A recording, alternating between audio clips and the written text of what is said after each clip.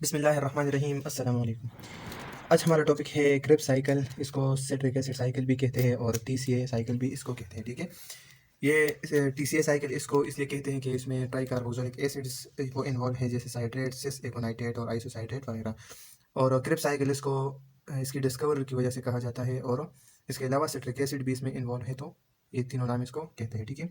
अब इंट्रोडक्शन में लिखा है कि 65 to 70% एटीपी क्रेब्स साइकिल में सिंथेसाइज होती है बॉडी में। इसके अलावा ऑक्सीजन कंजम्पशन भी इसमें ज़्यादा होती है, क्योंकि यहाँ पर ज़्यादा एनएडीएच और एफएडीएच जो क्रिएट होते हैं, तो वो फिर इलेक्ट्रॉन ट्रांसपोर्ट चेन में जाते हैं, ठीक है। वहाँ पर उसके लिए ज़्यादा ऑक्सीजन दरकार होगा। इसके अलावा सिट्रिक एसिड साइकिल में होता क्या है, हमारे पास पीडीएच कम्प्लेक्स में एसिटाइल कोएंजाइम ए प्रोड्यूस हुआ था, जो 2 कार्बन मॉलिक्यूल था। अब वो एसिटाइल कोएंजाइम ए इस साइकिल से होकर जाएगा, और इस साइकिल से हमें कार्बन डाइऑक्साइड और वाटर प्रोड्यूस होगा। इसके साथ साथ डायरेक्ट एटीपी भी प्रोड्यूस होगी, और इनडायरेक्ट यानी एनएडीएच2 और एफएडीएच2 के फॉर्म में भी वो हमें मिलेगी, ठीक है। तो ये तो हाँ, सिंपल इंट्रोडक्शन है, हिस्ट्री है, ये भी आप खुद पढ़ ले। अब लोकेशन है, लोकेशन इसका माइटोकॉन्ड्रिया है, माइटोकॉन्ड्रियल मैट्रिक्स में ये होता है, और ये इलेक्ट्रॉन ट्रांसपोर्ट चेन के साथ बहुत ही प्रोक्सिमिटी में होता है, ठीक है। तो डायरेक्टली यहाँ से एनएडीएच एफएडीएच वगैरह वो वहाँ इंटर हो जाते हैं इलेक्ट्रॉन ट्रांसपोर्ट चेन में। अब ये ओवरव्यू दी गई है कि इसमें वही बात है कि acetyl coenzyme A carbon dioxide और वाटर हमें देता है, उसके साथ साथ एटीपी वगैरह सारी यही बातें हैं, ठीक है। और इसके अलावा जो है ये बात है कि TCA is an open cycle, यानी ये तो हमें नज़र आ रहा है कि एक क्लोज साइकिल है, लेकिन इसमें बात यह है कि कुछ इंटरमीडिएट्स यहाँ से निकलते हैं और कुछ यहाँ इंटर भी हो सकते हैं, यानी ये एक ओपन साइकिल है, ठीक है। बहुत सारे इंटरमीडिएट्स को ये कनेक्ट करता है। अब हम इंशाल्लाह स्टेप वाइज पढ़ेंगे। तो रिएक्शन की तरफ आते हैं। बुक में जो रिएक्शन की थ्योरी दी गई है, तो वो उस थ्योरी को आप साथ साथ पढ़ते जाए, आपको ये सारा सब कुछ समझ आ जाएगा। बहुत ही ईजी साइकिल है, तो मेन पॉइंट्स को गौर से अपने साथ नोट कीजिए, ठीक है। तो पायरुवेट ग्लाइकोलिसिस में प्रोड्यूस होता है, वो पायरुवेट डिहाइड्रोजनेस कम्प्लेक्स में एसिटाइल कोएंजाइम ए प्रोड्यूस करता है, और हमें एक ग्लूकोज मॉलिक्यूल, मैंने आपको बताया था कि 2 पायरुवेट प्रोड्यूस करते हैं, और फिर 2 पायरुवेट से हमें 2 एसिटाइल कोएंजाइम ए प्रोड्यूस होंगे, ठीक है, एक ग्लूकोज मॉलिक्यूल से। तो ये हम फिर काउंटिंग वाली स्टेज में करेंगे, जब हम पूरे एनर्जी की काउंटिंग करेंगे, तो फिर हम ग्लूकोज के लिए, तो फिर हम वो ये सब कुछ फिर से रिवाइज करेंगे। तो एसिटाइल कोएंजाइम में इंटर होता है सिट्रिक एसिड साइकिल में, और ये जो ऑक्सिलो एसीटेट है, ये हमारे पास 4 कार्बन मॉलिक्यूल है, मतलब 4 कार्बन मॉलिक्यूल प्रेजेंट होता है माइटोकॉन्ड्रियल मैट्रिक्स में। वो इस एंजाइम के थ्रू, एसिटेट साइंटेज के थ्रू क्या हो जाता है, एसिटाइल कोएंजाइम ए के साथ कंबाइन होकर साइट्रेट बनाता है। फर्स्ट स्टेप हो गया, ठीक है। कोएंजाइम ए क्या हो गया, ये कोएंजाइम ए रिलीज हो गया, और ये वापस जाएगा पीडीएच कम्प्लेक्स में, ठीक है। ये पीडीएच कम्प्लेक्स में वापस जाएगा, ये रीजनरेट हो गया, ठीक है। अब एसिटाइल जो है वो ऑक्सिलो एसीटेट के साथ मिल गया, और ऑक्सिलो एसीटेट के साथ मिलकर साइट्रेट बन गया। ये फर्स्ट स्टेप हो गया, ठीक है। और फर्स्ट स्टेप जो है वो रेगुलेटरी स्टेप है, इससे ये रेगुलेटरी स्टेप बाद में पढ़ेंगे, ठीक है। तो आपको फिर इंशाल्लाह समझ आएगी जाएगी। फिर साइट्रेट से जो है ना सिस एकोनाइट्रेट बनता है, और ये स्टेप नंबर 2 और स्टेप नंबर 3 ये एक ही एंजाइम करता है, और वो है एकोनाइटेज, ठीक है। एकोनाइटेज एंजाइम साइट्रेट को पहले सिस एकोनाइट्रेट में कन्वर्ट करता है, यानी सिस फॉर्म में होता है, ठीक है ये, और फिर इसको ट्रांसफॉर्म में कन्वर्ट कर देता है, यानी आइसोसाइट्रेट में इसको कन्वर्ट कर देता है, ठीक है।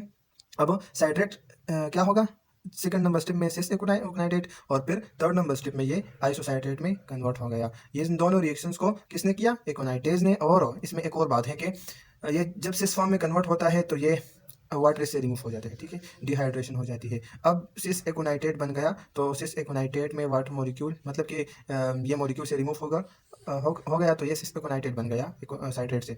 अब ये अनस्टेबल है ये मॉलिक्यूल, तो ये फिर दोबारा इसकी रिहाइड्रेशन होगी, यानी वाटर मॉलिक्यूल फिर इसमें ऐड होगा, और ये आइसोसाइट्रेट बन जाएगा, ठीक है। ये 3 स्टेप हो गए, ठीक है।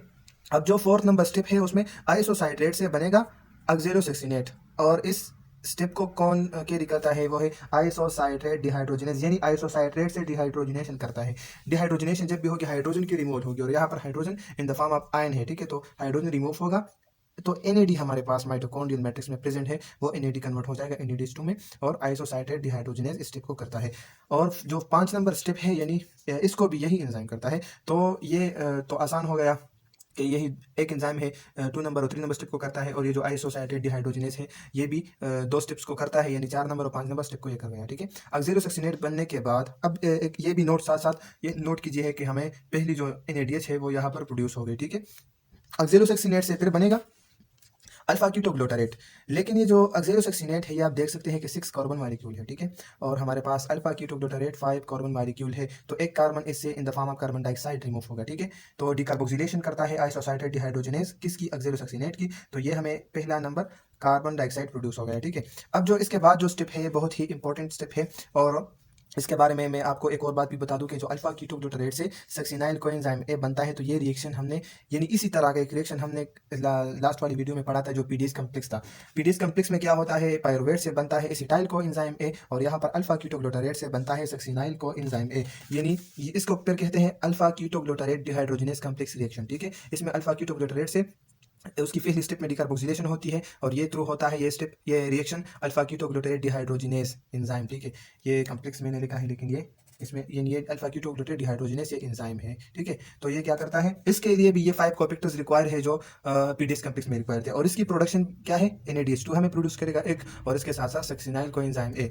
तो ये सक्सिनाइल कोएंजाइम ए प्रोड्यूस हो गया, NAD यूटिलाइज होकर NADH2 बन गया, कोएंजाइम ए यूटिलाइज हो गया और सक्सिनाइल कोएंजाइम ए बन गया। ठीक है, तो इसमें तो कुछ है नहीं, जाते हैं 7 नंबर स्टेप में। ठीक है, 7 नंबर स्टेप में सिंपली सक्सिनाइल कोएंजाइम ए से बनेगा सक्सिनेट, लेकिन यहाँ पर क्या होता है, ये भी 5 कार्बन मॉलिक्यूल है, तो अब इससे एक सॉरी ये 4 कार्बन मॉलिक्यूल रह गया। अल्फा कीटो ग्लूटारेट से एक कार्बन डाइऑक्साइड रिमूव हो गया, तो ये 5 से 4 कार्बन मॉलिक्यूल बन गया। ठीक है, अब इससे और कार्बन डाइऑक्साइड की रिमूवल नहीं होगी, यानी किसी कार्बन की रिमूवल नहीं होगी। ठीक है, हमें 2 कार्बन डाइऑक्साइड अभी तक प्रोड्यूस हो गए और 2 NADH हमें प्रोड्यूस हो गए। ठीक है, ये हो गया 2 नंबर NADH जो हमें यहाँ प्रोड्यूस हो गया। अब सक्सिनाइल कोएंजाइम ऐसे बनेगा सक्सिनेट, तो इस स्टेप को करता है सक्सिनेट थायोकाइनेज। ठीक है, सक्सिनेट थायोकाइनेज क्या करता है,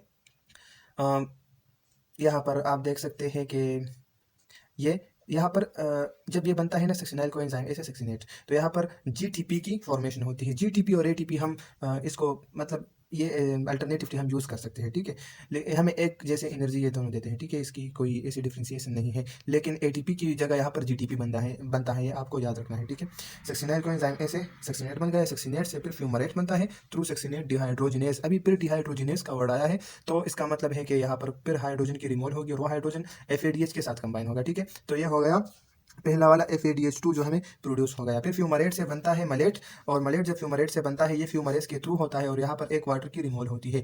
तो वाटर की रिमूवल ये हमारे पास पहला वाटर मॉलिक्यूल है जो प्रोड्यूस हो गया। ठीक है, और इसके बाद ये जो मलेट होता है, ये मलेट फिर कन्वर्ट होगा ऑक्जेलो एसीटेट में, मलेट कन्वर्ट होगा ऑक्जेलो एसीटेट में थ्रू मलेट डिहाइड्रोजिनेस। फिर डिहाइड्रोजिनेस का वर्ड आया है, तो ऑब्वियसली एक और हाइड्रोजन यहाँ से रिमूव होगी उसकी, और वो हाइड्रोजन NADH के साथ कंबाइन होकर NADH2 बनेगा, और ये हमारे साथ तीसरा NADH2 है जो बन गया क्रिप साइकिल में। और फिर आप देख सकते हैं कि ये ऑक्जेलो एसीटेट फिर रीजनरेट हो गया, अब एक और एसिटाइल कोएंजाइम में आएगा और ये साइकिल इसी तरह रिपीट होता जाएगा। आपने इसमें क्या याद रखना है, इसमें आपने एंजाइम्स के नेम याद रखने हैं और इसके साथ साथ कौन कौन से स्टेप्स जो है वो रेगुलेटरी है। तो रेगुलेटरी स्टेप जो है फर्स्ट नंबर स्टेप, इसके अलावा जो आइसोसाइटेट डिहाइड्रोजिनेज वाला स्टेप है, ये एंजाइम है, सॉरी इसमें एंजाइम्स की रेगुलेशन होती है। ठीक है, तो अब आते हैं समरी की तरफ। समरी में कुछ यूँ है कि एसिटाइल कोएंजाइम में आता है और वो यूटिलाइज होता है, 3NAD यूटिलाइज होकर 3NADH बनाता है, एक FAD यूज होता है, एक GTP बनाता है, फिर ये सारी चीज़ें यूटिलाइज होती है। यहाँ पर ये पॉइंट लिखा है कि 2 वाटर मॉलिक्यूल यूटिलाइज होते हैं, लेकिन यहाँ पर मैं एक पॉइंट आपको बताता हूँ। ठीक है, बाद में तो हमें प्रोड्यूस क्या होता है, 2 कार्बन डाइऑक्साइड, एक 3 NADH, इसके अलावा 3 हाइड्रोजन आइंस, फिर एक FADH2 और उसके अलावा एक GTP और कोएंजाइम ए। तो ये जो यहाँ पर लिखा है कि वाटर मॉलिक्यूल्स 2 ये रिक्वायर होते हैं इसके लिए, तो एक तो हमें ये मैंने आपको वहाँ पर बताया था कि फ्यूमरेज में वाटर मॉलिक्यूल रिलीज होता है, वो टंग स्लिप की वजह से मैंने बताया था। असल में फ्यूमरेज यहाँ पर जो है फ्यूमरेट के साथ वाटर ऐड किया जाता है। ठीक है, ऐड होता है वाटर मॉलिक्यूल, और वो वाटर मॉलिक्यूल जब ऐड होता है तो मलेट बनता है। तो एक तो यहाँ पर यूटिलाइज हो गया। इसके अलावा एक जो मॉलिक्यूल है वाटर मॉलिक्यूल, ये मलेट से ऑक्जेलो एसीटेट जब बनता है तो यहाँ पर यूटिलाइज होता है, लेकिन बुक में ये मेंशन नहीं है, इसको याद रखने की कोई ज़रूरत नहीं, ये मैंने जस्ट आपके नॉलेज के लिए बता दिया। अब रिक्वायरमेंट ऑफ O2, ऑक्सीजन की क्या रिक्वायरमेंट है, तो ऑक्सीजन डायरेक्टली साइकिल में पार्टिसिपेट नहीं करता, बल्कि ये जो NADH2 और FADH2 यहाँ पर बनते हैं ये इलेक्ट्रॉन ट्रांसपोर्ट चेन में जाएंगे, वहाँ पर ऑक्सीजन रिक्वायर होगा। तो अगर ऑक्सीजन नहीं होगा तो फिर ये जो TCA साइकिल है ये इनहिबिट हो सकता है, तो इसलिए ऑक्सीजन हमें रिक्वायर है इनडायरेक्टली। ठीक है, एनर्जेटिक्स में हमें मतलब कौन कितनी ATP हमें मिलती है, तो 3 NADH2 और एक FADH2 से हमें 1 NADH2 से हमें 2.5, तो 3 से 7.5 ATP, एक FADH2 से हमें 1.5, तो ये हो गई 9 ATPs, और इसके अलावा एक GTP, इसको हम ATP काउंट करते हैं, ये कोई खास मसला नहीं है। ठीक है, तो ये एक ATP डायरेक्ट हो गई, तो हमारे पास एक एसिटाइल कोएंजाइम ए जब साइकिल में जाता है तो 10 ATP प्रोड्यूस करता है। ठीक है, अगर और 2 एसिटाइल कोएंजाइम में हमें एक ग्लूकोज मॉलिक्यूल से मिलते हैं, तो फिर एक ग्लूकोज मॉलिक्यूल हमें टीसीए साइकिल में 20 एटीपी देता है। अब इसके अलावा रोल ऑफ वाइटामिन, तो वाइटामिन टायमिन, पायरोफॉस्फेट, एफएडी, एनएडी के फॉर्म में भी यूटिलाइज होते हैं, ये सिंपल है, आपको आता होगा। और इसके अलावा जो कोएंजाइम ए है पेंटोथेनिक एसिड, ये भी यूज़ होता है। और इसके अलावा जो लाइपोइक एसिड है वो अल्फा कीटोग्लूटारेट में यूज़ होता है, अल्फा कीटोग्लूटारेट डिहाइड्रोजिनेज कम्प्लेक्स में। अब इनहिबिटर्स, 3 इनहिबिटर्स है एकोनाइटेज की, अल्फा कीटोग्लूटारेट डिहाइड्रोजिनेज और जो एंजाइम नंबर 2 है, ये 2 नंबर एंजाइम है इस साइकिल में। ये हमारे पास जो है कौन सा वाला है, 4 नंबर एंजाइम है। और इसके अलावा जो सक्सिनेट डिहाइड्रोजिनेज है वो 5 नंबर एंजाइम है आई थिंक। तो इन तीनों एंजाइम्स की इनहिबिशन फ्लोरेसिटेट की वजह से, एकोनाइटेज और इसके अलावा इन दोनों एंजाइम्स की वजह से, ये इन दोनों केमिकल्स की वजह से इन एंजाइम्स की इनहिबिशन होती है। फ्लोरेसिटेट क्या चीज़ है? ये फ्लोरेसिटेट जो है, ये जब होता है माइटोकॉन्ड्रिया में एंटर होता है तो ये एक्टिवेट हो जाता है floor acetyl co enzyme A में। वो floor acetyl co enzyme A फिर कंबाइन कंडेंस हो जाता है ऑक्सीडो एसीटेट के साथ, और वो फिर डीएक्टिवेट करता है एकोनाइटेज को। तो इसी तरह एकोनाइटेज इनहिबिट हो जाता है। अब बुक को पढ़ ले, इतना मुश्किल इसमें कुछ भी नहीं है, बहुत ही सिंपल बातें हैं, लेकिन आपने ज़रा गौर से इसे देखनी है, ठीक है। Regulation of citric acid cycle, मतलब कौन कौन से एंजाइम्स रेगुलेट होते हैं, ठीक है। सिट्रेट साइंथेज, आइसोसाइट्रेट डिहाइड्रोजिनेज, इसके अलावा अल्फा कीटोग्लूटारेट डिहाइड्रोजिनेज, ये जो एंजाइम है पहला नंबर एंजाइम, ठीक है। इसके अलावा जो ये 3rd नंबर एंजाइम यूज़ होता है आइसोसाइट्रेट डिहाइड्रोजिनेज, और इसके अलावा जो 4th नंबर एंजाइम है, इन तीनों की रेगुलेशन होती है। इन तीनों की रेगुलेशन बस सिंपल बात है, जब हमारे पास एनर्जी ज़्यादा होगी तो ये तीनों इनहिबिट होंगे, ठीक है। एनर्जी एटीपी, एनएडीएच और एफएडीएच के फॉर्म में होती है। जब अगर एडीपी होगी तो ये एंजाइम रेगुलेट होंगे, एक्टिवेट होंगे, ठीक है। अब अवेलेबिलिटी ऑफ एडीपी बहुत मस्ट है, क्योंकि जब एडीपी होगा तो ये सारे एंजाइम जो है हमारे साथ एक्टिव रहेंगे, ठीक है। और एडीपी रिजनरेट होती है एटीपी से इलेक्ट्रॉन ट्रांसपोर्ट चेन में। एनएडीएच और एफएडीएच2 जब वहाँ जाते हैं इलेक्ट्रॉन ट्रांसपोर्ट चेन में तो फिर वहाँ पर एटीपी बनाते हैं, ठीक है।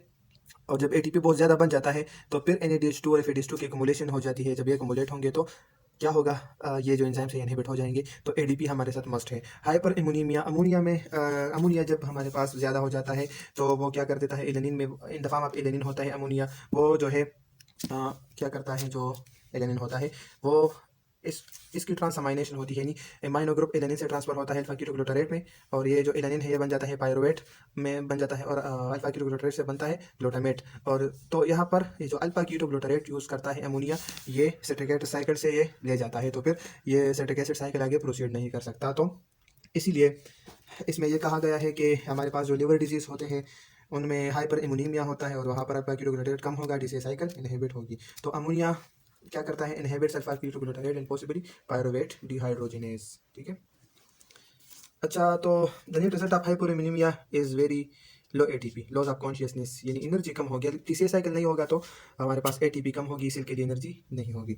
अब एक और बात, regulation of enzyme pyruvate dehydrogenase में also be considered a part of citric acid cycle. अच्छा, ऐसा होता है कि ये जो पायरुवेट डिहाइड्रोजिनेज कम्प्लेक्स था, वो बाज़ लोग ये कहते हैं कि ये सिट्रिक एसिड साइकिल का पार्ट है, तो उसकी रेगुलेशन भी इंपॉर्टेंट है, ठीक है। अगर वो रेगुलेट होगा, एक्टिव होगा, तो सिट्रिक एसिड साइकिल आगे प्रोसीड कर सकेगा। अब amphibolic nature of citric acid cycle, तो इसका मतलब ये है एम्पीबॉलिक का, कि इसमें किटाबॉलिक और इनाबॉलिक दोनों एक्टिविटीज़ होती है। यानी किटाबॉलिक और इनाबॉलिक तो आप जानते हैं कि किसे कहते हैं। तो इसमें ये एग्जांपल्स दिए गए हैं, ठीक है, कि जो oxalo acetate and alpha ketoglutarate है वो कंबाइन हो रिस्पेक्टिवली।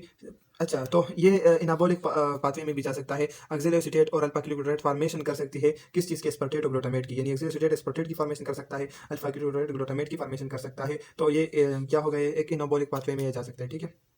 सक्सिनाइल कोएंजाइम ए जो है वो पोरफायरिन्स और हीम जो होता है, ये हीम सिंथेसिस ये फिर हेमाटोलॉजी में आता है, हीमोग्लोबिन सिंथेसिस में ये यूज़ होती है, ठीक है। पोरफायरिन रिंग होता है वहाँ पर, तो ये सक्सिनाइल कोएंजाइम है, वहाँ पर यूटिलाइज हो सकता है। Mitochondrial citrate is transported to cytosol, cytosol में ये साइट्रेट आ जाता है, और ये जो साइट्रेट है ये एसिटाइल को एंजाइम ए हमें देता है, यानी ये जो पहला स्टेप होता है साइट्रेट बनता है, तो ये रिवर्स हो जाता है, ठीक है। अब दूसरी जो टर्मिनोलॉजीज दी गई है कि इनाप्लेरोसिस एंड इनाप्लेरोटिक, तो इसका मतलब ये है कि वो रिएक्शंस जो, हाँ अच्छा, तो जब ये जो इंटरमीडिएट्स है, ये जब टीसीए साइकिल से मतलब रिमूव हो जाते हैं, तो इनको रिकवर करने के लिए ये पाथवेज होती है, इनाप्लेरोसिस और इनाप्लेरोटिक रिएक्शंस। वो रिएक्शंस जो कि इन इंटरमीडिएट्स को रिकवर करने के लिए होते हैं, इनको ये इनाप्लेरोटिक रिएक्शंस कहते हैं, ठीक है। अब ये रिएक्शंस, 2-3 रिएक्शंस की एग्जांपल दी गई है कि जब हमारे पास क्या होता है, pyruvate carboxylase catalyses the conversion of pyruvate to, जब ऑक्सिलो एसीटेट टीसीए साइकिल से निकलता है दूसरी पाथवे में जाता है, तो उसको रिजनरेट करने के लिए पायरुवेट में कार्बोक्सिलेशन होती है और एटीपी यूटिलाइज होती है, ऑक्सिलो एसीटेट बनता है। इसके अलावा पायरुवेट मलेट में भी कन्वर्ट हो सकता है। अगर मलेट निकल जाए टीसीए साइकिल से तो रिकवर होने के लिए पायरुवेट से मलेट बनता है। अच्छा, ट्रांसअमाइनेशन वो रिएक्शंस होता है जिसमें अमाइनो ग्रुप की ट्रांसफर होती है एक कीटो एसिड को, ठीक है। तो the formation of alpha ketoglutarate nucleic acetate occurs by this mechanism. मैंने आपको यहाँ पर ये बता दिया कि जब ट्रांसअमाइनेशन में क्या होता है कि अमाइनो ग्रुप की ट्रांसफर होती है। तो फिर क्या होता है कि ग्लूटामेट से अमाइनो ग्रुप हम जब निकालते हैं तो वो अल्फा कीटोग्लूटारेट बनाता है। और इसलिए आप एग्जांपल दिया गया है कि ग्लूटामेट है, ग्लूटामेट से हम क्या बनाएंगे, अल्फा कीटोग्लूटारेट। तो इसकी ट्रांसअमाइनेशन करेंगे। तो ये तो रिएक्शंस हो गए, एनाप्लेरोटिक रिएक्शन। आपको ये टर्मिनोलॉजी समझ में आनी चाहिए। अब एनर्जेटिक्स ऑफ ग्लूकोज ऑक्सीडेशन, एक ग्लूकोज मॉलिक्यूल में हमने हमें कितनी एनर्जी दी थी। तो इस थ्योरी को छोड़ते हैं। यहाँ ये ग्लूकोज मॉलिक्यूल है, यहाँ तक 6 ऑक्सीजन मॉलिक्यूल यूज हो गए, 32 एडीपी यूज हो गए और 32 इनऑर्गेनिक फॉस्फेट। हमें बदले में क्या मिला, 6 कार्बन डाइऑक्साइड मॉलिक्यूल्स।